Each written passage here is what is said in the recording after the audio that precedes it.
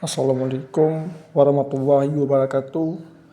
Saya Fazil Ikram, NIM 23210077. Di video kali ini saya akan mempresentasikan hasil tugas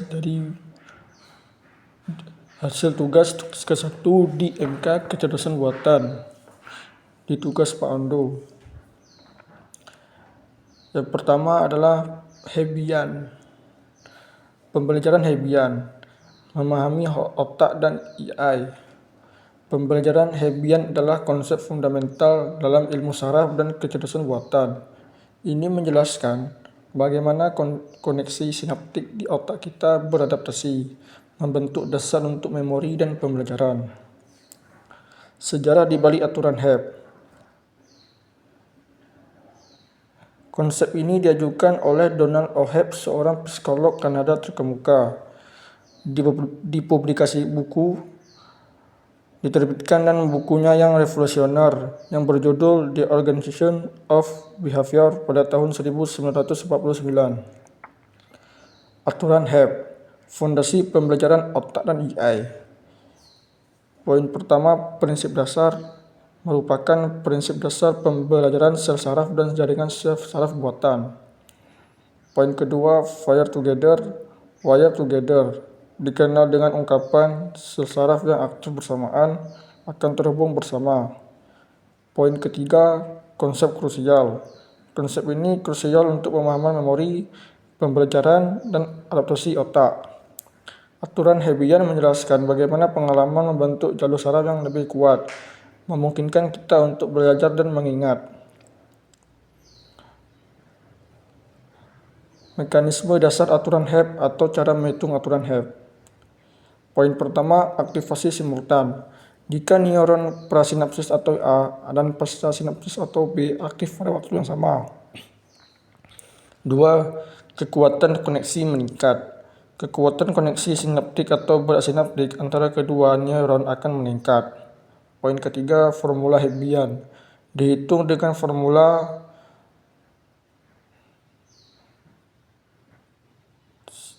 AWJ sama dengan N bintang X I bintang YJ, atau perubahan berat laju belajar input neuron I output neuron. Poin keempat, penguatan jalur. Mendorong penguatan jalur saraf yang sering digunakan membentuk pola pembelajaran. Mekanisme ini memungkinkan jaringan saraf untuk belajar dari pengalaman dengan memperkuat koneksi yang relevan.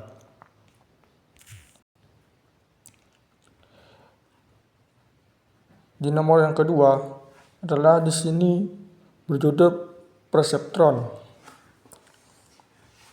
Yang pertama, memahami perseptron atau fondasi AI.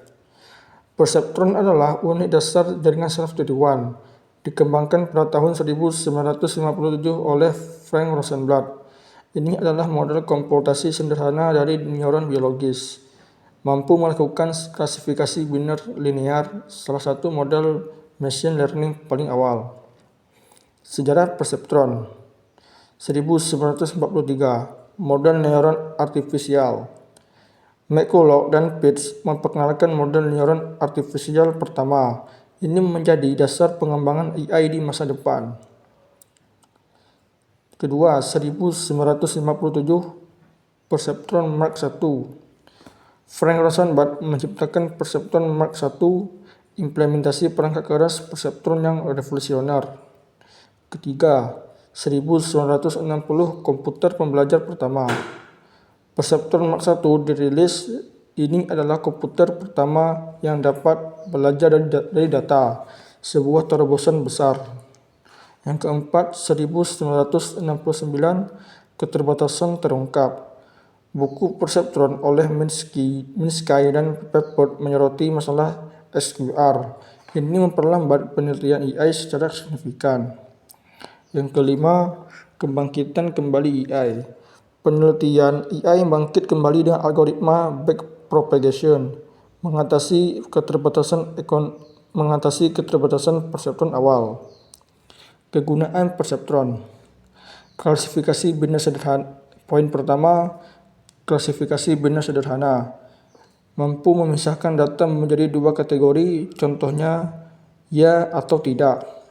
Poin kedua, pengenalan pola dasar. Digunakan untuk membedakan dua kategori data, fondasi pengenalan pola. Poin ketiga, gerbang logika dasar.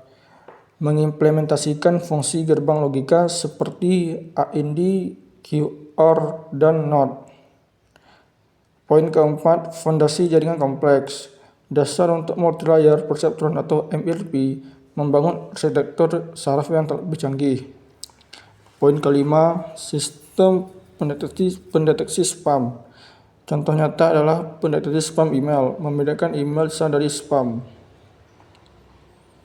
Yang keempat, cara menghitung perceptron. Yang pertama, input atau X, data masukan dengan bobot W. Bobot ini disesuaikan saat pelatihan. Yang kedua, bobot W dan bias B. Bobot menentukan kekuatan sinyal, bias adalah nilai offset. Kedua, penting untuk penyesuaian model. Yang ketiga, summation, jumlahkan atau input bobot plus bias XI bintang WI plus B. Ini adalah nilai total masukan. Fungsi aktivasi. Poin keempat, fungsi aktivasi. Menerapkan fungsi langkah pada total. Contohnya output sama dengan 1 jika total lebih 0 jika tidak 0.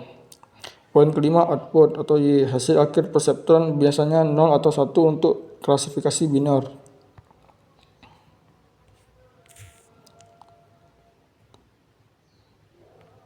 Dan kita masuk di judul yang terakhir atau nomor 3, di back propagation. Pengantar back propagation. Back propagation adalah algoritma fundamental. Ini melatih jaringan saraf periwan atau ANN. Tujuannya minimalkan error. Algoritma ini menyesuaikan bobot jaringan. Ini kunci kemajuan deep learning modern. Sejarah back propagation. Poin nomor 1, 1965 konsep awal. Henry J. Casely mempublikasikan konsep dasar untuk controller optimal. Nomor 2, 1960-an atau pengembangan. Arthur E. Birson dan Yuichi Ho memperluas algoritma multitahap. Yang ketiga, 1974 aplikasi pertama. Paul Werbos menerapkan pada jaringan saraf dalam tesis PhD-nya. Yang keempat, 1986 dipopulerkan kembali. David Rummehat, Geoffrey Hilton, dan Ronald Williams menghidupkan kembali. Ini membuka jalan bagi aplikasi praktis. Kegunaan back propagation. Poin pertama, pengenalan gambar. Melatih CNN untuk klasifikasi. Akurasi ImageNet mencapai 90% lebih. Poin kedua, pemrosesan bahasa alami. Melatih ARN atau transformer untuk terjemahan atau MIS, Google Translate, dan sentiment. Poin ketiga, prediksi keuangan. Memprediksi harga saham atau tren pasar, akurasi 70-80% tercapai. Poin keempat, diagnosa medis. Mengidentifikasi penyakit dari data pasien. Deteksi kanker payudara 95% akurat. Yang kelima, sistem rekomendasi. Mempersonalisasi produk di e-commerce, meningkatkan konversi 20%. Cara kerja back propagation atau cara menghitungnya. Poin pertama, forward pass. Input melewati jaringan, ini menghasilkan output. Poin kedua, hitung error. Menghitung perbedaan antara output aktual dan target dibandingkan. Poin ketiga, propagasi mundur. Error disebarkan dari output kembali ke lapisan input. Poin keempat, hitung gradient. Menggunakan aturan rantai. Ini menghitung gradient error. Yang kelima atau yang terakhir, sesuaikan bobot. Bobot disesuaikan sedikit demi sedikit menggunakan optimasi gradient menurun. Hanya itu saja yang dapat saya sampaikan. Bila ada kurang kata, mohon maaf. Wassalamualaikum warahmatullahi wabarakatuh.